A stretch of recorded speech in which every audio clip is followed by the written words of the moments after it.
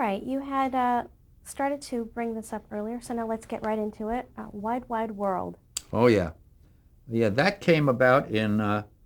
Let's see. That was again. I the exact dates, but I know it was 54, 55, 56. I think those were the 3 years that it was on. Anyway, that was a concept that Pat Weaver had. When we were all this time I'm talking to you about the 50s, was Pat Weaver was head of the NBC, president of NBC, and he had all these ideas for the Today Show, the Tonight Show, and Wide Wide World was a big idea of his, in which he would do 2 hours every other Sunday afternoon. Take 2 hours. He got General Motors to sponsor it, and we have a theme, and they would send the directors out all over the country, and we would do location pieces. We had a big 50-piece orchestra in New York in the studio, which would score everything that we did, and it was odd things. There were themes. One theme I think was the Southwest, and so most of the stuff we did from there. Another theme was railroads, so we'd go around the country to different railroad stations, and another theme was the theater, and what they would do was we did, like, the first time that I ever worked for them, they called, again, I was their favorite director down there, so one of their favorite directors, so they would call and they wanted to do a piece on, I think it was about Valley Forge in the wintertime, and so and what they would do, they would send a producer down, but rather than send a director down, which it couldn't cost more money, I was there, so they would use me, and so the producer would come down from New York, and we'd plot out what we were going to do. The script was already written, and it was a piece maybe 10 minutes long, and we did it, and they did maybe 8 of those things during the 2 hours from all over the country. And my piece was Valley Forge, and we would interview people, and we would reenact what happened during the winter and everything. We were lucky that it was snowing, and what they would do, we would rehearse that on Saturday. We would rehearse it, but the week before we would plan it all. I spent a lot of time on that show because you had to know what you were doing, and then we would rehearse it on Saturday, and then on Sunday we would do one brief rehearsal, and then because it was all live again, there was no tape, and then we would they would start the show, and then Dave Gary would sit in New York and say, and now we're going to take you to Valley Forge and so, and then they'd cut to us, and we do a piece, and sometimes if it was a visual piece, sometimes we would send back to New York in advance what we were going to do, and then David Brookman, who was the conductor, NBC conductor, would put a piece of music together so it matched what we were going to do, and it was great. I did 3 years of that, and I went all over the country. They sent me out to California many times out here to do stuff, and they sent me to Texas, and they sent me to everywhere, the Midwest. I went down to Florida, and I did some big shows for them down there. I went down and did once from the Fontainebleau Hotel with 12 cameras, and we had cameras in a plane, and cameras in a boats, cameras all over the hotel. It was a complicated thing, but what makes it really complicated was the fact that it's live, and it's got to happen once, and you got to get it right. So I learned a lot doing all that stuff live. Were there correspondents that would host these particular Sometimes they local did. shots? John Chancellor, he did a few with me before he became famous. Before he got his big news show up there, he was just a local, not a local. He was a network guy who does reporting. So he would come and do. I remember one time we were sent out to Colorado. He was the guy who came out, and they sent me to. I always go out first, and I set everything up. It takes me about 7 days to set it up, and I set everything up. He sent us to Colorado Springs, where they have an underground. It's a secret. It's NORAD. It's called NORAD, and it stands for something. I don't know what it stands for, but it's a North American defense system. And way down in Colorado Springs, they have made a hole so big you can't imagine. It's like the size of a town, and that's where all the system for when planes are coming over from anywhere in the world, over our territory, you see it up on the screen, and if they don't identify themselves, eventually, they call the president says shoot them down. So we went out there to do a show about it. They let us in. But that's not the story is, though, then we had a lot of time. He came out a few days. So we go out to dinner and, how much can we do there? And then we had a day free. I think it was a Friday before the Saturday rehearsal and something. So he said to me, "Have you ever skied?" And I said, "Never." I said, "I'm from New York. Jewish guys from New York don't ski." So he said, "Okay, here's what we'll do." He says, "Let's try skiing. I've never skied either." So we went to a place called Loveland. Loveland is a little town where in fact, they have great skiing there now. And we both we both rented skis. We went up to the bunny slope. We got at the top, and I'm in 20. I don't know how many years, so I'll do anything. And he was kind of wacky. He would do anything. And we got on those skis and went down that bunny slope. And I want to tell you, this sounds like a cartoon and like we're stupid, like we never went to school or anything, like we're morons. But we didn't know how to stop. And we crashed into these bales of hay that were at the bottom. And I said, I thought it would be easy to stop. I thought we'd just sort of stop. And I said, "What do you mean sort of? What does that mean?" And so we did that together. But I always remember that with him. And then I did a couple other shows with him. Did you get to know Wide Wide World host Dave Garroway? No, I did shows. I did location shows in New York. I mean, they were in 30 Rockefeller Center, and I did shows. I did one with Tennessee Williams in a theater, which was about 7 blocks from Rockefeller Center, but they considered it a location. But I never got over there. That was a good show, that one with Tennessee Williams. Interesting to meet that man. He was a very interesting person. What was your impression of him? Oh, he's just amazing. He was off the wall. I mean, he was in another world. You tell him, about TV, and he would nod his head like he knew it. But I don't know if he even knew what TV was. But his plays were so brilliant. It's okay. You can get away with anything when you're brilliant like he was. And the whole idea with him was, speaking of another guy, is we put him on a stage at, I forgot what the name of the theater was, one of the big theaters in Broadway. He was doing a play called Orpheus Descending, and I think, so that's how we got him to do it, because I think it was a little plug for his show. Otherwise I don't think he would have done this for us. So we sat him in a chair on the stage with just a spotlight on him, and the whole idea was how did it work out? I think what we did was we said, we wanted a little gimmick, so I think he recorded the questions that he wanted to ask, and then we would play them, and he would answer the questions himself. I don't know why we did that, but I think it was just something that we did, but it was interesting talking to him. But I was not on a level of what he knew. He was just in his own little spacey world, but the nicest man, just absolutely the nicest person. But I was thrilled to meet one of the foremost playwrights, So that was what's great about that job. You got to meet people like that. It was, to me, still a wow. Well, now the 50s was the era of McCarthyism. Were you at all affected by the blacklist? No, because we were in Philadelphia, and the actors and all those people that we got from shows to do down there were cast by the NBC casting department. And if there was going to be any blacklist or they were going to get involved in it, it all happened up there. It never filtered down to us. We just got whoever they sent, and I never got involved in this because I didn't get a chance. I never got involved in picking out actors because of the situation. We were 90 miles away, so whatever they sent. So I never got involved in a situation, well, can you use Tom Smith? Well, we can't use him because you know why.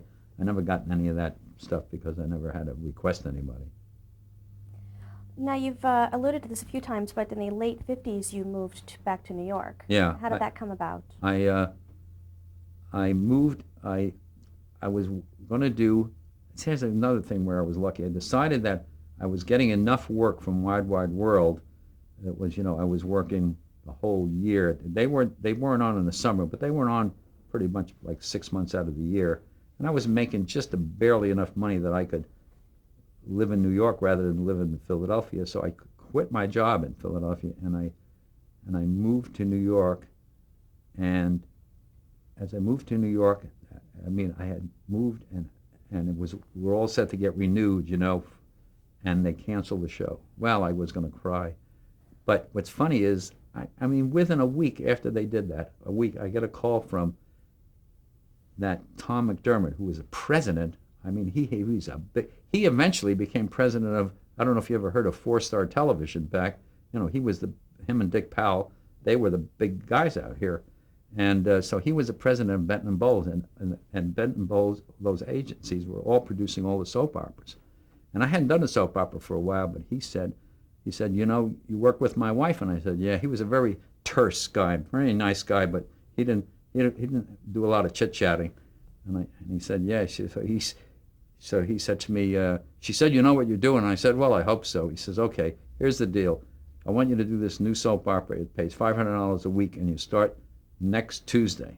And I said, oh, wow. He says, you want it or not? And I said, oh, yeah, I'll do it. So that's how I got the job in New York.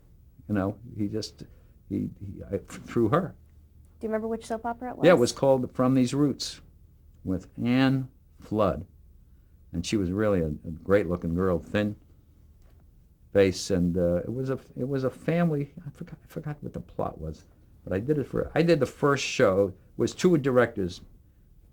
All soap operas have to have at least two, so I would do like Monday, Wednesday, Friday. He would do Tuesday and Thursday, the other director, and then we'd switch the following week. And I did the initial one, and we never did a pilot because it was already sold. The agencies were so powerful, they just bought the time. They would just buy it from NBC and then program what they wanted in there. So we just put it on. And it went on a year for a while, but I left it after, I think, about a year.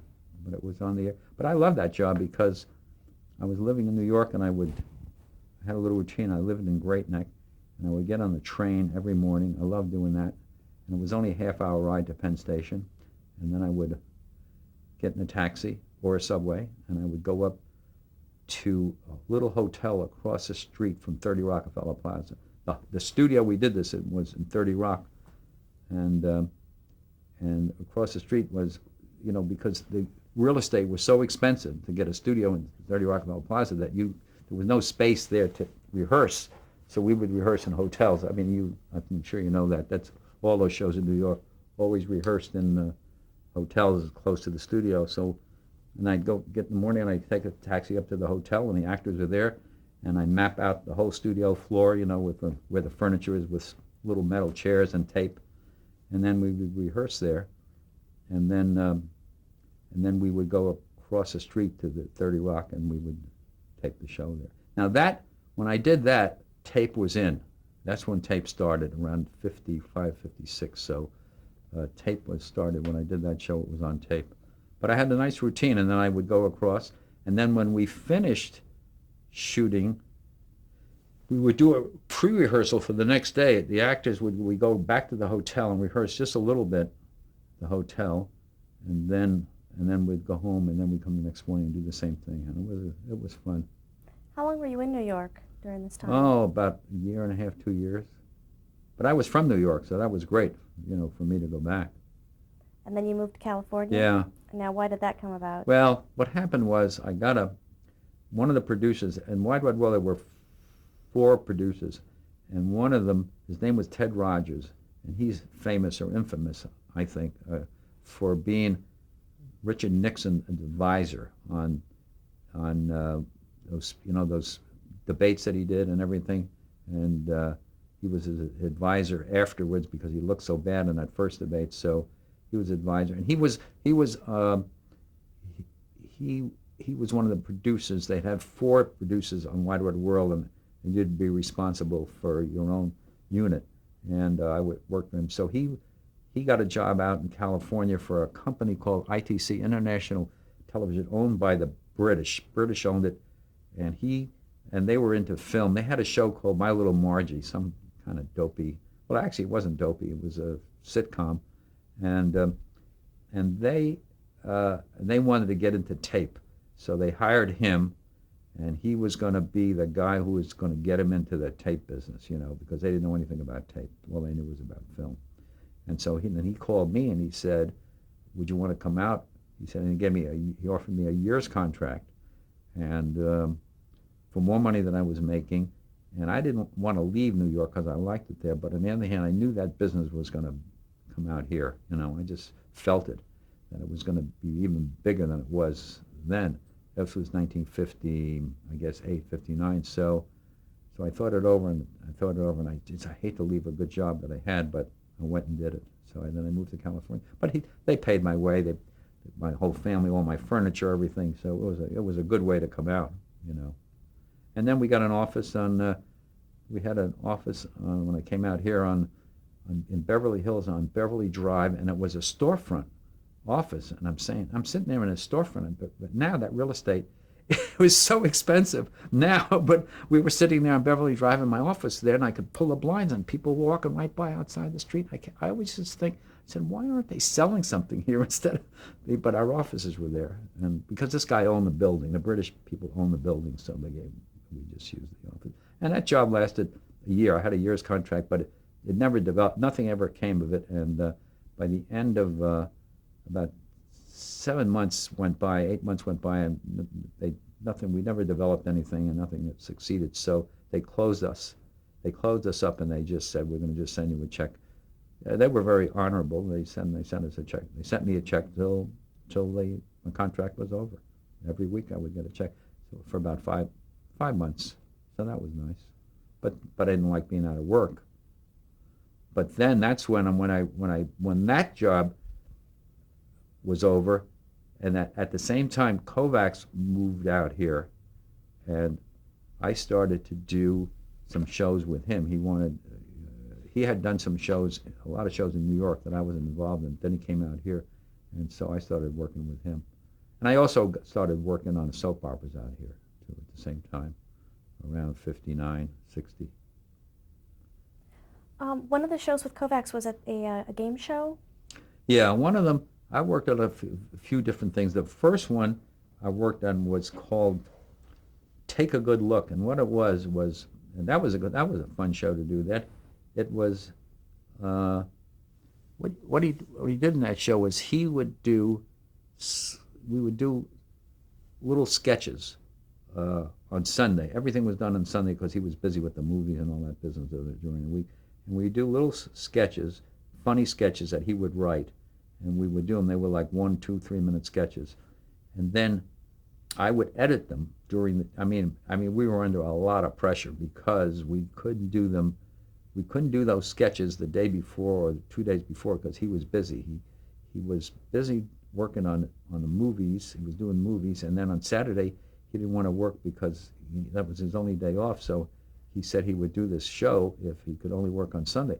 So when we finished taping, we would tape these bits. Well, I'll tell you the format of the show. Then you take all these bits, and you have to edit them, and then you get a celebrity panel. We had Hans Conried and some other people. Edie Adams was on the panel a lot, and he was the MC and the panel, and then we would run them, and then you were supposed to guess the punchline of the sketch that he did. Or I forgot exactly. And it was kind of a silly thing. They didn't expect, the answers weren't really, and it was all funny answers.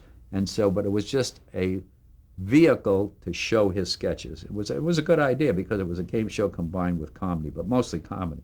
90% of it was comedy. But the part about that was that it was hard to do because tape had just come in, and the only way you could edit tape was with a razor blade. And it was nerve-wracking to put those pieces together. I mean, if we do like 3 sketches, each sketch might have 10 pieces of tape, 10 takes that we had to put together, and you have to cut it with a razor blade, and you put the 2 things together, and then you run it, and you cross your fingers, because what happens is you can't see it until you run it, if the edit was good. And so you'd put the tape, the guy would do it, you put it together, and then you'd roll it, and you look up on the screen, and bing, it would be a big glitch, and you would have to, I swear to God, you had to stop, take the tape off, tear that splice apart, and make a new splice, and put it in, and hope that it worked. And a lot of times you'd get a run where you didn't have to do it again, but a lot of times you'd do them over and over again. And then we're looking at the clock, we have to go on the air, and because the audience is in there. So we were under that pressure. So a lot of times we just barely made it. So that was fun to do. And he also, sometimes it's hard to get him to rehearse because he loved to play cards. So a lot of times he's in the playing, gin rummy with his pals, and we're trying to get him out of his room to get on the set. So that was a problem on occasion. Not on occasion, a lot of times. You also worked on a series of specials with him. Yeah. What were those about? Yeah, he did. Those are, I think, a little bit more. They were a little darker. Those things. He did some of them with classical music, but he did one that was funny. It was called we did one together that was it was called it was called Silence Please, and we didn't do any sound. I mean, we didn't do any. There were no dialogue. It's just like a silent movie. And he did one of his characters. His character was this big goofy guy, and he was just like a character in a silent movie. Eugene? Yeah, Eugene. That was it. You know better than I do, Eugene, right? And so he did a whole bunch of sketches with Eugene, and then we eventually ended up co-winning, him and I, because he directed part of that. We had co-directing credit. That's the first time he ever got a credit. He wanted a credit, so I said, yeah, that was fine. And so we ended up winning the Directors Guild Award for that, between the two of us. Anyway, and the thing that was famous for was when Eugene sat at the desk, he would take a glass. He would take a glass, and then he'd have a container of milk. And I think you've seen this before, where he does this, and he takes the milk and he pours it, and instead of it pouring in here, it pours out like this, and this is the glass. And that was the whole sketch. That's all. He would try to pour it, so he put it away a little bit like this, and it would always go. And what we had to do, we had to build that set. It was built. How we did it was we took the set and we strapped him into the chair, and we put a desk on a platform, and we turned the platform 30 degrees, but he had to sit like it was straight. And then we took a lens. So now when we're shooting him, the whole set is crooked. So we took the lens and we straightened the picture up so it's straight. But he's still standing he's sitting there at a 45 degrees, and we did it that way. And then we shot him, and he looked like a normal guy. But obviously, if you think about it, when you do that, if you're going to pour, it's going to miss, because you're standing like this, you're pouring, and it's not going to hit that glass at all. And that one of the things that helped win that award was that shot that we did, that sketch we did. And he died in 1962. 60, yeah. How were you affected by his death after having worked with him so much? Oh, I was shocked. I remember we had just finished doing one of the specials at ABC. We did those specials where he did a lot of music and a lot of classical music. We had just finished one, and he had they called me. I think it was around 10 o'clock at night, and they called me at home, and they told me the story that he had crashed his car on Santa Monica Boulevard. And the odd part about that is the story, which was a true story, is that he lived pretty high, as you heard his reputation, and he had a beautiful house up, not in Beverly Hills, but in Beverly Hills area, and he had cars. He was a big one buying cars. He had a Rolls Royce. He had all the cars you can imagine, and he had this gorgeous Rolls Royce that he bought, and he didn't have a place to park these cars and get them in and out of there. So he went, and he told me, he said, you know what, I said, I went up to his house one day for a meeting, and I said, what are you doing? And these guys were digging this big hole, and he said, I'm putting in a turntable. He said, that way I'm going to be able to get my cars out easier. So like the turntable they have in San Francisco, where they turn. So that way he would drive the car in, he could turn the table, and then he'd drive it in the garage, or turn this way and drive out. And the story, and I think it's true, is that how he got killed was that he had just finished shooting a movie, and he had to go to a party. I think it was Milton Berle's birthday party or something, and he was late. And so he went home and changed, and then when he went out, the car that was at the head of all his cars was, I think, one of his maid or somebody that worked for him. It was a small little station wagon, and that was the first car that was there. Then he had the Rolls Royce behind it, and some other big cars, whatever they were. So he didn't take the Rolls Royce. And as a result, if he had had the Rolls Royce or any big car, he probably wouldn't have died, because when he hit the telephone pole, that Rolls Royce would have probably taken the thing. But it was a little like a Corvair or one of those little station wagons, and it just crunched him. Well, now let's talk about one of the shows that you were on for quite a long time, starting in 1963. Let's Make a Deal. Oh, yeah, right. How did you get hired onto that show? Let's see. I gotta remember this. Oh, I know what happened. When I had never, when I was doing a soap opera over at, I have to go back a little bit. I was doing a soap opera around 59 or 60 for CBS called Clear Horizon. And I had done a soap opera there for about a year and a half, and that went off the air. But I got to know the people over at CBS. I never worked at CBS too much, and they had a guy there whose name was Red Rowe. He sort of was like a sort of comedian guy, and they did a game show called Face the Facts. And what it was is it was a good show for me, because it was all actors. We would hire actors to portray. It's like People's Court, except instead of using real people, we would use actors, and he would be the judge, and he would this actor would give his side of the story. This guy keeps chopping stuff off his tree and falls on my side of the lawn, and then this guy would give his side, and then he would mount his gavel and give some silly. So it was sort of like a game show. So that's the first game show I ever did, but it was sort of, I had to direct the actors anyway, and then I got to know the head of daytime over there at CBS. So when NBC was going to do the pilot for Let's Make a Deal, the guy who was, I think the guy's name was Dick Loeb, he was head of daytime. And so Monty Hall and Steve Hayes didn't have a director. And so they asked, they said, who we need a director for this. And he said, well, we have this guy I know from CBS, did a good job over there. Why don't you try him? So I interviewed over there. I talked to them, and they gave me the job to do it. Let's Make it. That wasn't an easy show to do. That was a complicated show. There's a lot of stuff going on in that show with the prizes and all the wild stuff. And that's how I got to do that show. How would you describe Let's Make a Deal? What was going on? It started out as a strictly, when you see the pilot, in fact, Monty Hall still has the pilot. When you see the pilot of Let's Make a Deal, it strictly was a game show about trading. In other words, were you willing to keep this $1,000? You want to trade it, give it up, and trade it for what's behind the curtain? And they open up the curtain, and it's an elephant or whatever it is. So that was the concept of the show, and there was no indication at all. Everybody that came to that pilot was dressed not like this, but they were dressed in jackets and ties, and the women who came in dresses, and everybody looked beautiful. And so when you see that pilot, you don't even recognize that as Let's Make a Deal, because everybody was just normally. And You know what? Let's stop right there and change the tape Okay. really quickly before you get to